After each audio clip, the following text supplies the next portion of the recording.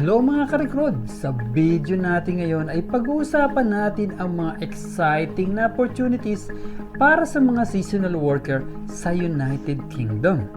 Lalo na sa mga industriya ng horticulture at poultry kahit wala kang experience. Kung pangarap mo rin makaranas ng buhay sa British countryside at maka-experience ng farm life sa ibang bansa, at kung naghahanap ka na hindi kailangan ng IELTS at no-show money, ito na siguro ang tamang pagkakataon para sa iyo. So mga ka-recruit, samahan niyo ako at alamin ang proseso ng pag-apply sa seasonal worker sa UK. Sa video ito ay pag-uusapan natin ang mga sumusunod. Ano ang IELTS at bakit required ito mostly pag nag-a-apply ka abroad? Ano ang seasonal worker visa na trabaho at ano ang mga benepisyo? Duration of work, eligibility at criteria, paano mag-apply sa seasonal worker visa UK, at recommended website for finding sponsors.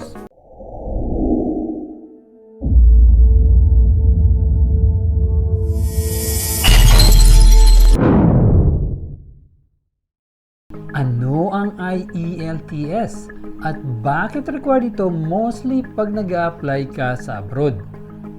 Ang International English Language Testing System o IELTS ay isang testing system para sa mga hindi native speakers ng English language para ma-measure ang inyong proficiency sa language.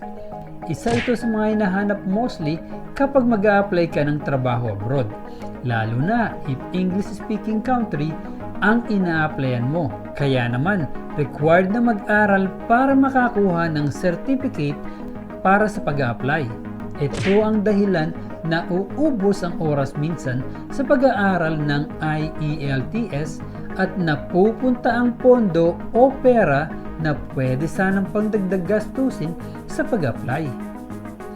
At isa pa sa mga requirements kapag magtatrabaho ka abroad ay kailangan makakaprovide ka ng financial proof na kaya mong buhayin ang sarili mo. At dahil diyan, minsan napuputol ang mga pangarap ng iba nating kababayan na makapagtrabaho abroad dahil sa mga requirements na yan. Alam naman natin na hindi lahat na nag-a-apply ay may kakayahan na mag-aral ng IELTS at makapag-provide ng financial proof sa pag-apply ng trabaho. Kaya naman itong seasonal worker visa ng UK ay perfect sa mga gustong walang IELTS at no-show money na job opportunity. Ano ang seasonal worker visa na trabaho at ano ang mga benepisyo? Ang tinatawag na seasonal worker visa ay isang programa ng UK para sa mga taong gustong magtrabaho sa horticulture o poultry. Ang goal ng programa na ito ay matulungan ang mga farmers lalo na kung peak season kung saan kailangan nila ng maraming manpower para sa harvesting. Ang horticulture work ay ang pagpapapitas ng prutas, gulay o bulaklak. Sa poultry naman ay related sa pag-aalaga ng mga manok o farm animals. Sa job opportunity na ito ay maaari kang kumita ng hourly wage na 9 to 10 pounds o kaya kung monthly ay nagkakalaga ng 1,200 pounds equivalent to 85,400 pesos monthly. O diba? Mas higit pa sa kikitain mo kung ikaw ay magtatrabaho sa Pilipinas. Kaya itong job opportunity na ito ay perfect sa mga gustong ma-experience ang farm life, British countryside, kultura, matuto ng mga bagong skills, lalo nang yan habang ikaw ay kumikita o nakaka-receive ng sweldo. Duration of work. Kung ang napili mong trabaho ay horticulture, ang trabaho mo ay nagtatagal ito ng hanggang 6 months. Sa poultry naman, ang work duration ay nagtatagal mula October 2 hanggang December 31 ng bawat taon. Mahalagang tandaan na para sa poultry work, kailangan mag-apply para sa seasonal worker visa bago mag-November 15 ng bawat taon. Habang para sa horticulture, pwede ka mag-apply anumang oras. Ngunit para maging eligible, kailangan mo ng sponsor at dapat makatugon sa mga specific requirements. Eligibility at criteria. Para maging eligible sa seasonal worker visa, kailangan ikaw ay 18 years old at pataas. As long as ikaw ay capable na makapagtrabaho, ay pwede ka mag-apply sa work visa na ito. Dapat mayroon kang passport. Meron kang Certificate of Sponsorship Reference Number mula sa iyong UK sponsor. At lastly, kailangan mong patunayan na may sapat kang pera para sa sarili mo sa loob ng iyong work visa. Kailangan mo ng hindi bababa sa 1,270 pounds. Pero huwag mag-alala mga kabayan, dahil may option na kung saan i-cover ito ng iyong sponsor o employer, kaya hindi mo na kailangan magkaroon ng financial proof if ang employer ang magpo-provide nito para sa iyo. Kailangan lang idagdag ito sa Certificate of Sponsorship. Paano mag-apply for seasonal worker visa? Ang pag-apply para sa seasonal worker visa ay madali lang. Maaari kang mag-apply online. Ilalagay namin ang link sa description box sa ibaba. Hanggang 3 months bago ang iyong araw ng pagtatrabaho sa UK, base sa iyong Certificate of Sponsorship, sa proseso ng aplikasyon, kailangan mong patunayan ang iyong pagkakakilanlan at magbigay ng kinakailangan dokumento. Maaari rin i-cover din ito ng iyong sponsor o employer. So huwag mag-alala kung wala kang panggastos sa pag-apply ng visa. Maaaring kailangan mo ng appointment para sa proseso ng identity verification. Kaya't ini-encourage na mag-apply ka 3 months before ng actual day na trabaho mo sa UK.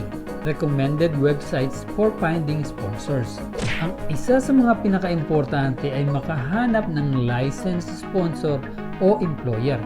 Kaya naman mga ka-recruit, huwag mag-alala dahil ibibigay ko ang mga official link na galing mismo sa gobyerno ng UK, kung saan ina-update nila regularly ang mga licensed na sponsor or employer.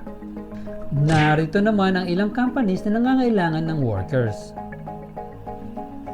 Mga dapat tandaan sa pag-apply at kapag nakapagtrabaho ka na sa UK.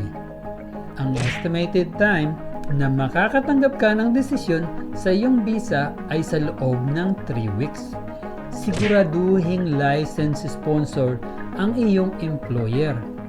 Kapag may visa ka na, maaari kang manatili sa UK ng hanggang 6 months para sa horticulture work o poultry work. Maaaring pumasok sa UK kahit anong oras pagkatapos na maging valid ang iyong visa, hanggang 14 days bago ang araw ng simula ng iyong trabaho. Bilang seasonal worker, sa visa na ito, maaari kang magtrabaho sa trabaho na nakasaad sa iyong Certificate of Sponsorship at wala ng iba. Hindi ka maaaring kumuha ng permanenteng trabaho. Magtrabaho sa ibang trabaho na hindi naka-indicate sa iyong Certificate of Sponsorship. Humingi ng public fund o magdala ng mga kaanak papunta sa UK. Ayun lamang mga ka-recruit, sana ay naunawaan nyo ang kabuuan ng ating guide para sa pag-apply ng seasonal worker sa UK. Maging sa horticulture workman o poultry industry, ang iyong pinili sa mga peak seasons. Ang job opportunity na ito ay siguradong magbubukas ng maraming oportunidad para sa iyo kabayan. Sa video ito ay napag-usapan natin ang mga sumusunod. Ano ang IELTS at bakit required ito mostly pag nag-a-apply ka abroad? Ano ang seasonal worker visa na trabaho at ano ang mga benepisyo? Duration of work, eligibility at criteria, paano mag-apply sa Seasonal Worker Visa UK, at recommended websites for finding sponsors. Para sa kalaman ng lahat na ang Recruit PH ay may live stream every month na kung saan ay mag-i-enjoy na kayo at magkakaroon pa kayo ng chance na manalo ng 10,000 pesos. Meron itong Early Birds Raffle, isang tanong isang sagot, raffle, at bingo na kung saan ay may jackpot prize na 10,000 pesos. At para sa aming masugid na followers at subscribers ay meron ding top fan of the month bilang YouTube commenter, FB reactor, at FB commenter. Halina at samahan niyo ako at siguradong mag-enjoy kayo sa mga bagong video at marami pang chance na manalo ng malaki pang premyo sa aming live stream. Sana ay may panibago kayong natutunan. Please abangan ang aming mga susunod pang mga video at sigurado mag-enjoy kayo at marami kayong matututunan. At kung may mga katanungan kayo tungkol sa ating napag-usapan, huwag po kayong mag-alangan na ilagay ang inyong mga katanungan sa comment section upang mabigyan po namin kayo ng kasagutan. At please huwag kalimutang mag-like, share, and subscribe at hit the notification bell pati ang all para lagi kang updated sa aming bagong video. Muli, palagi niyong tatandaan na dito sa Recruit, prioridad namin ang inyong kaalaman tungo sa inyong kaunlaran. Paalam, kabayan!